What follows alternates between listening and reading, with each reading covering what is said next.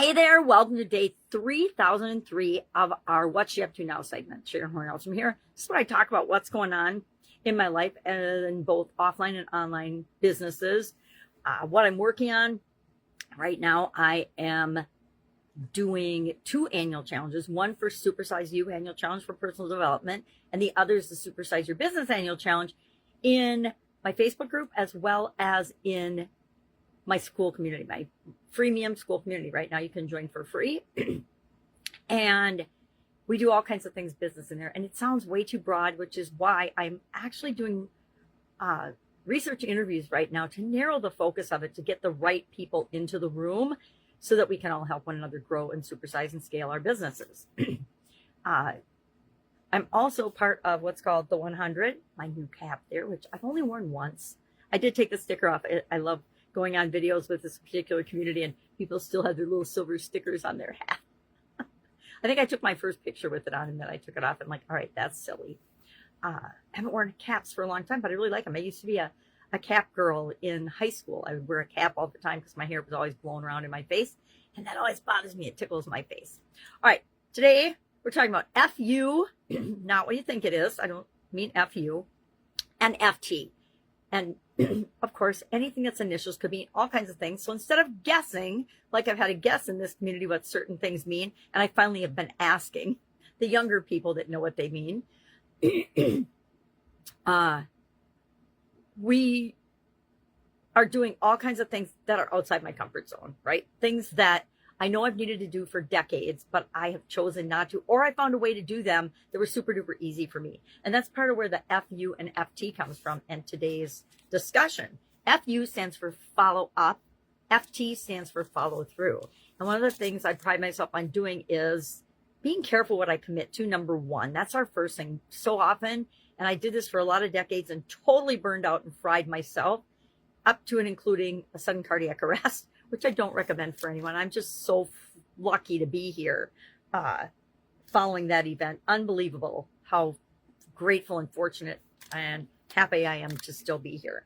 But I shared a tool that I developed when I was still in corporate America that I use for everything and have used for everything. And this is proof that I use it for everything. This is a little blue notebook from 2021 when I was in a coaching program, and I used this strategy that I shared today. And it's just writing stuff down, which, you know, my dad taught my sisters and I to do when we were little girls. Write stuff down so you don't forget it. Write down, do what you say you're going to do. All the good things, right?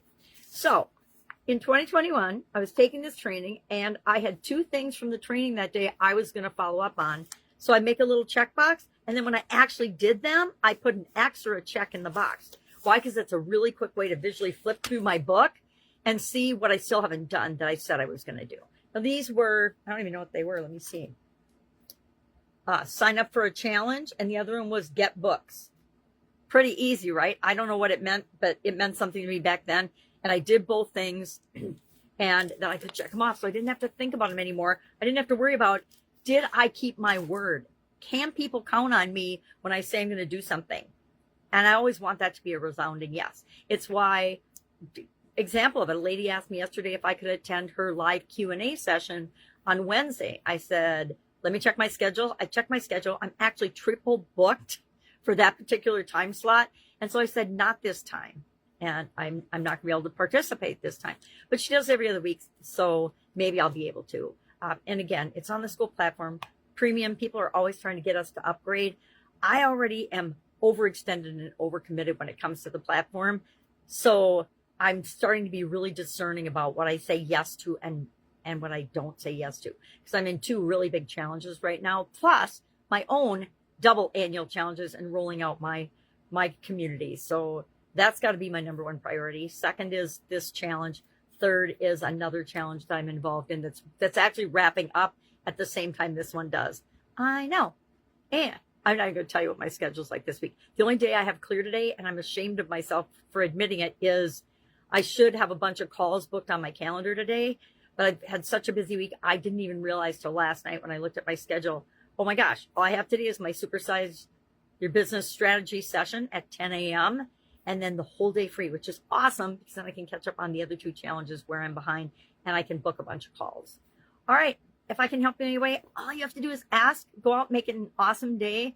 If there's a burning question that you have that you've been afraid to ask anyone, or you just don't even know who to ask, just ask me. I guarantee by asking it, even before I can answer, I will bet you $100, even before I can answer it, you'll already have realized you already know the answer to that question.